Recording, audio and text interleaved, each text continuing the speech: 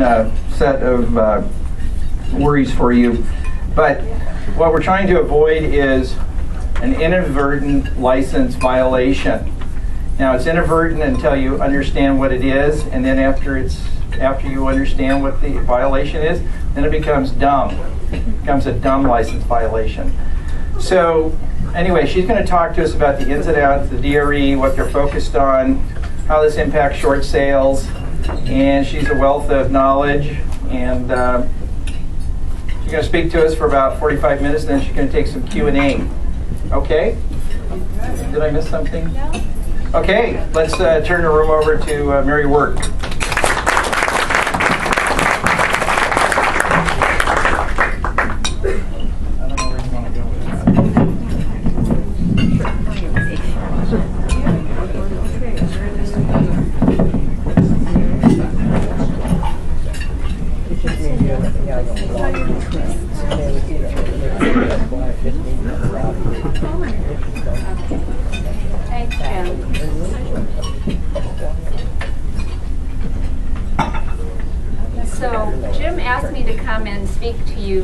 Regarding primarily short sale issues. That seems to be really the hot topic right now at the Department of Real Estate.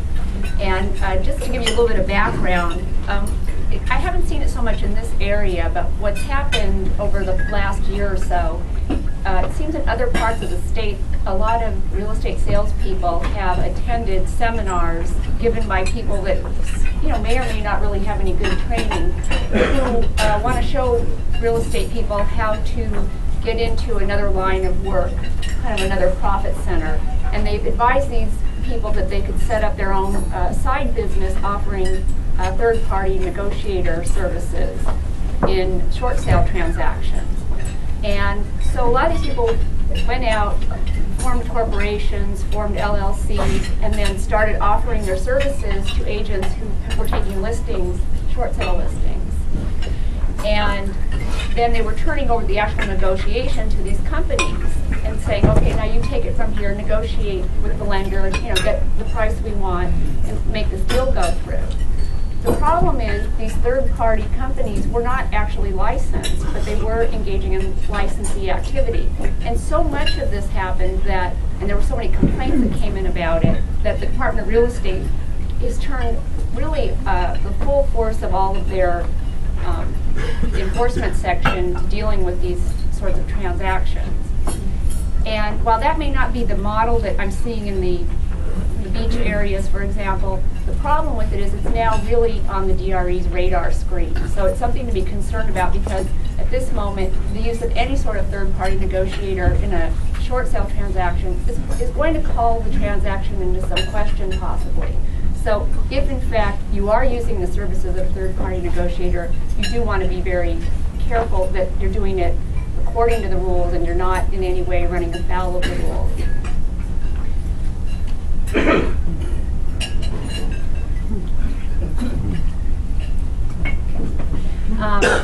So you can see from this chart here, it's showing us the increase in the rate of short sales that have happened in the Southern California area. And so in this year, we're seeing a huge increase.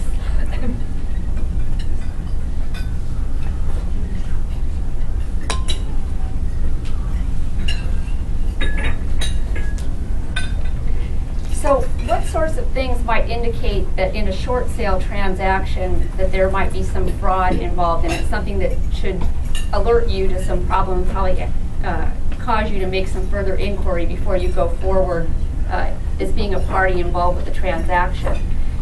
If a buyer in the matter is a fictitious person, so for example, the buyer is not a person like me, Mary Work, or you, Joe Smith, but rather is a fictitious person, maybe an LLC, a corporation, or someone who claims to have a power of attorney, that should set off a red flag for you. There's a reason that you may want to make some further inquiry to find out why are you getting an offer from this sort of an entity and not from an actual person.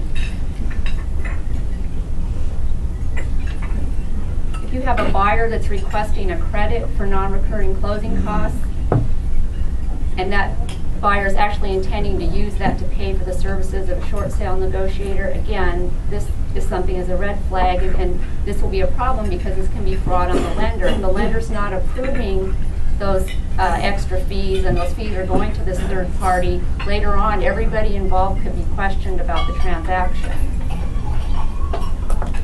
This issue here seems to be one of the most common problems that I'm seeing, even in offices where they're trying to be very careful about following all the rules.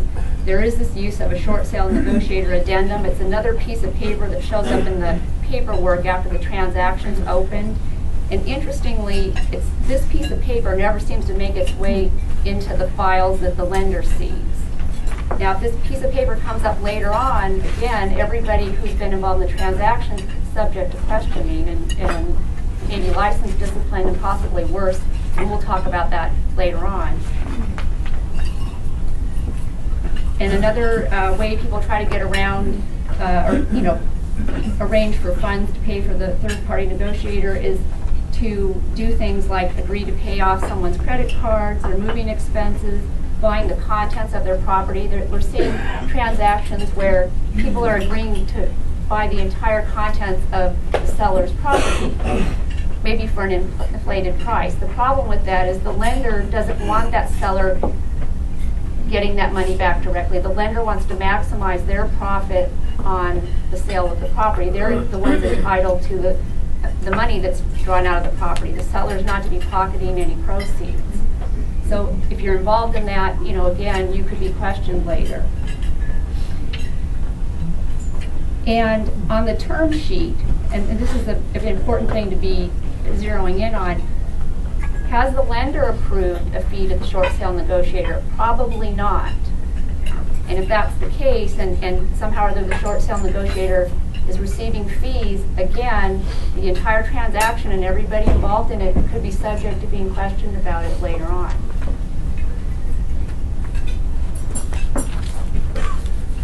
These next couple of slides just show the rate of foreclosure for last month. And so Los Angeles County is 1 in 224. And then we notice that the beach areas still are holding up much better.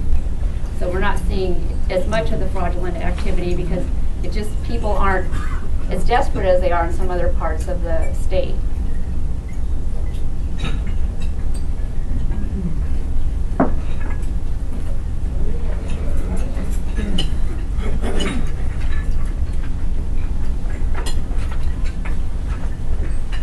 Now, when using a third-party negotiator, one of the first questions that the Department of Real Estate will focus on is, does that third-party negotiator hold a real estate license? And then that's just the first part of the series of questions, because the party, if they're just licensed as a salesperson, they are not entitled to be paid directly. They actually have to be doing any work that they're providing under the license of their broker. So it's actually their broker that would be paid if a fee is going to be paid for the service.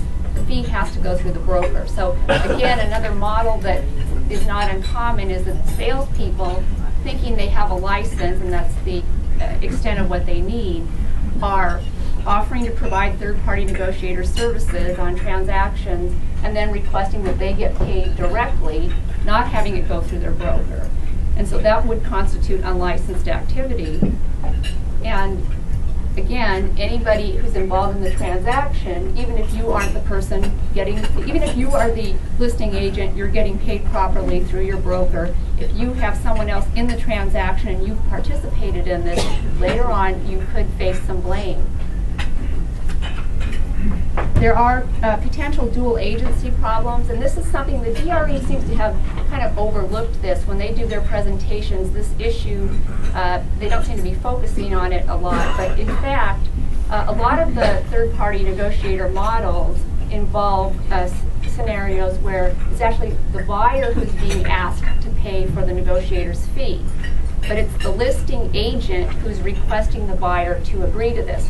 Now, the listing agent has a duty to his client, who is the seller.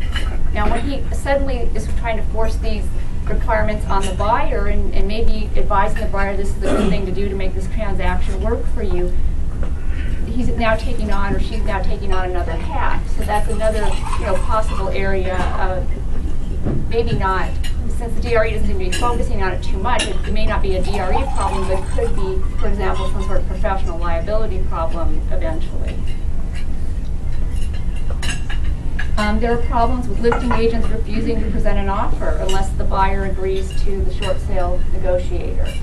Now, probably the best practice is present all offers. Then you don't have somebody later on saying, you didn't tell me about this particular offer and I lost a better opportunity, for example. And also, lenders later on can complain if they determine that all offers were not presented to them. So best practice is probably present all offers. If you have a very difficult seller who maybe says they do not want to hear all offers, make them put in writing exactly what they're instructing you to do in this situation. So again, all payments, they must be fully disclosed and made part of the escrow documents. No payments are to be made outside of escrow. And again, that use of the short sale addendum can be a problem because those tend to hide the fact that these extra payments are being made. And I think eventually we're going to see that a lot of these arrangements are going to pique the interest of HUD and the federal regulators, and I think one of the things they're going to be looking at, were these fees actually junk fees? Were these not necessary fees? And then you have your RESPA violation, of course. And the thing to remember about most of the federal violations, they can have very long statute of limitations on them.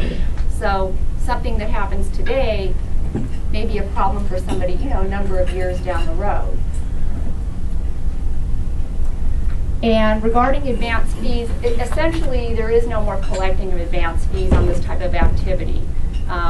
It's a negotiation or a renegotiation of terms of the loan, and so it tends to fall, or according to the Department of Real Estate, would fall under the same rules that apply to loan modification activities. And as of last November '09, they enacted a law that now bars the collection of advance fees on these kind of activities.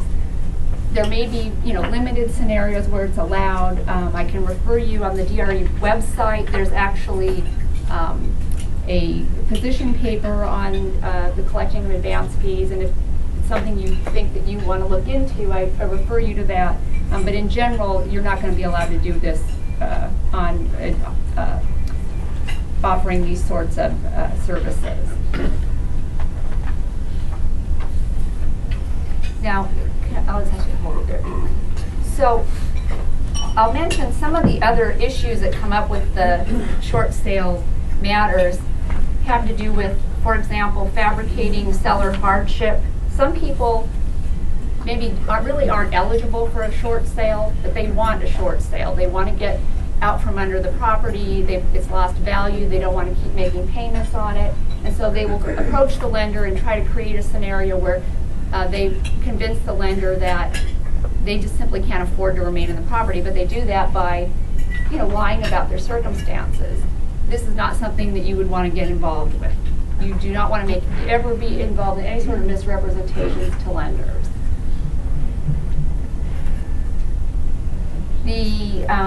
Another scenario that we're seeing is making the transaction appear to be an arm's length transaction.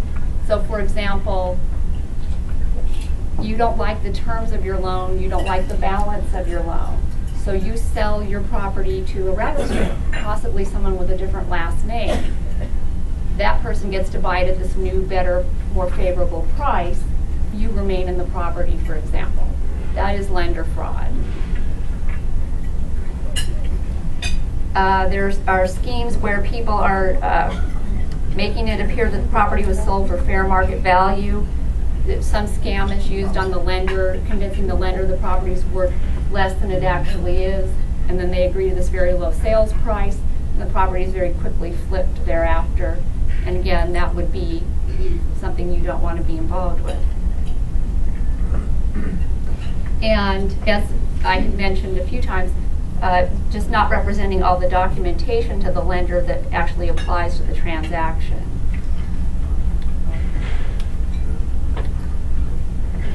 So, in general, if you are planning to use a third-party negotiator, really